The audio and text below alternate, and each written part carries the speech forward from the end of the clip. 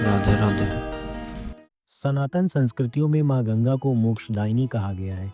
वेद एवं पुराणों में माँ गंगा के जन्म से जुड़ी कई कथाएं वर्णित हैं।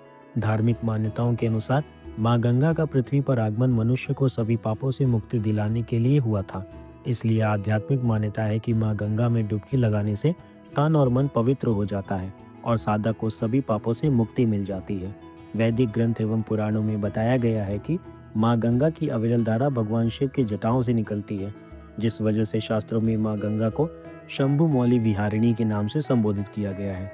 किंवदंतियों के अनुसार जब भगवान विष्णु ने वामन रूप लेकर अपना पैर आकाश की ओर उठाया था, तब ब्रह्मा जी ने उनके चरण धोकर जल को अपने कमंडल में भर लिया था।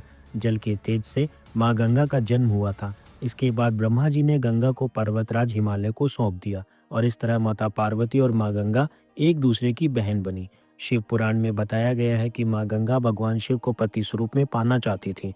शिव जी को प्राप्त करने के लिए लंबे समय तक उन्होंने घोर तपस्या की और तपस्या से प्रसन्न होकर शिव जी ने उन्हें साथ रहने का वरदान दिया।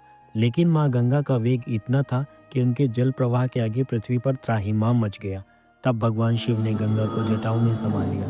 मान्यता है कि वर्तमान समय में अविरल बहती गंगा भगवान शिव की जटाओं से ही निकल कर आती है। लेकिन क्या आप जानते हैं कि श्रीमद् देवी भागवत पुराण के अनुसार कुछ ही समय में मां गंगा स्वर्गलोक पुनः लौट जाएंगी।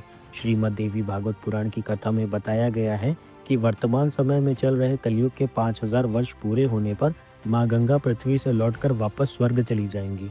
इस बात को न केवल शास्त्रों में बताया गया है, बल्कि इस बात को वैज्ञानिक दृष्टिकोण से भी सत्य माना जा रहा है।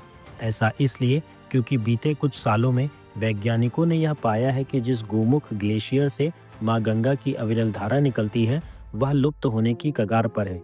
इसे गंगा के लुप्त होने का सूचक माना जा रहा है। श्रीमद् देवी भागवत पुराण की कथा के अनुसार एक बार मां गंगा और सरस्वती के बीच में नोक झोंक हो गई थी। तब मां लक्ष्मी बीच बचाव करने के लिए आ गईं। इससे क्रोधित होकर गंगा ने लक्ष्मी जी को पृथ्वी पर पद्मा नदी बनकर रहने का श्राप दे दिया। इससे देवी लक्ष्मी पद्मा नदी के रूप में पृथ्वी पर आईं। श्राप के कारण गंगा और सरस्वती को भी पृथ्वी पर आना पड़ा।